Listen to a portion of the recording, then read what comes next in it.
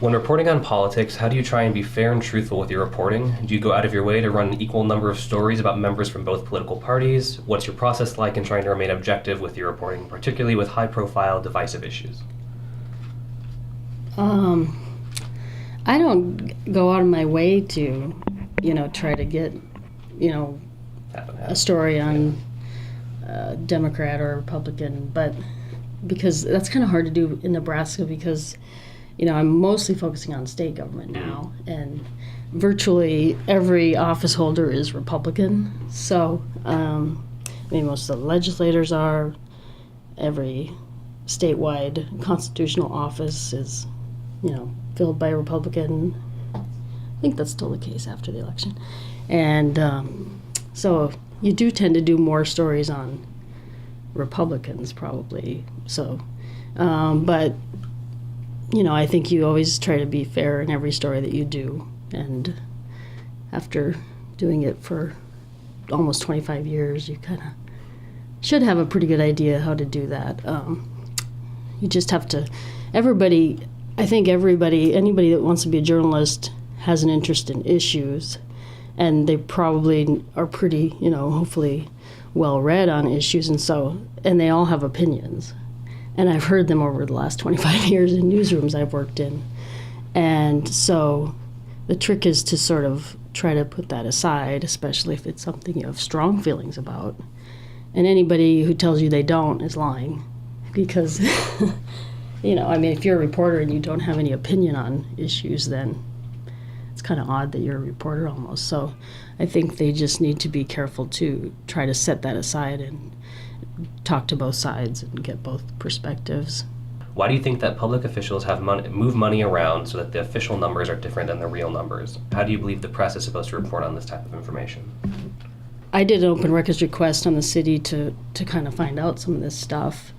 And it's really clear that when they decided they wanted to go ahead and add a couple parking garages, which were not in the original plan and which would put them over budget, if that's what you're talking about. There have been a few budget stories, but that's just one of them. And I remember seeing some records where, once they decided to do that, they said, okay, we'll meet with the Journal-Star editorial board.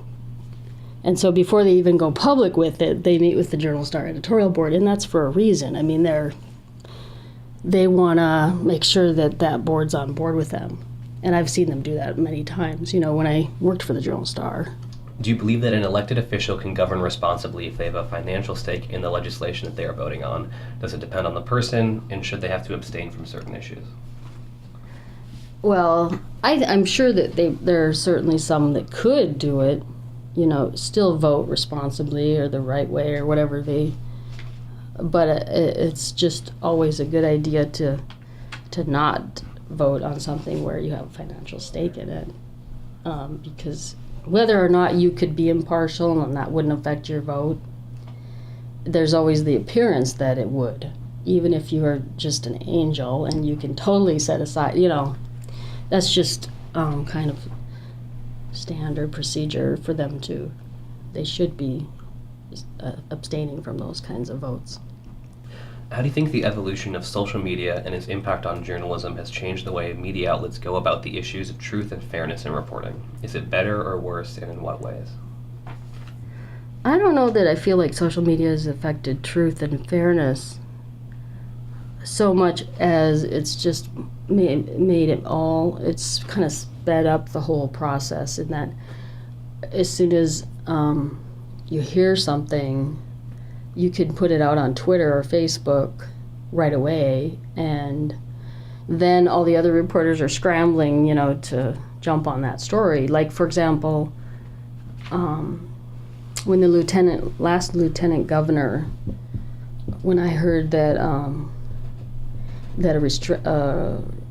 protection order had been filed by his sister, I think I tweeted about it. Can't even remember if I had written a story yet. I usually wouldn't, if it's breaking news like that and I want to break it first, I would probably not put it on Twitter, right, without the story, because I want to link to my story. But I remember in that case, after tweeting on it, then you know at that point that every political journalist is now going to be chasing that story. So it does make you work a lot faster because you know now you're in a race. And in the old days, that would never happen. You know, I would just write the story that day, and we'd put it on the budget, and it would go in the paper tomorrow. And I would just pray that nobody else had the story, you know. You've gone from working at newspapers to working at an online-only media outlet. Do you think that this type of journalistic job will become more common in the future, and do you prefer this type of work to the more print-oriented journalism? I think the advantage of working for the Journal-Star is that you're a bigger name. You know, most politicians care about what the Journal-Star thinks and the Omaha World-Herald thinks. And maybe TV stations to some degree, and maybe talk radio, but they're the big ones. And so when you work in there and you call somebody, they're going to call you back, you know, and they're going to maybe give you the scoop sometimes. But just being online, I actually like the fact that we're not cutting down a bunch of trees and wasting them, because my mother was a really big on never wasting anything, and so like she would even recycle Ziploc bags. And so I know that, having worked in newspapers, that they really push the paper product, even though maybe a lot more people could be online, but because that's more profitable than an online ad. You make a lot more money off of a print ad than an online ad.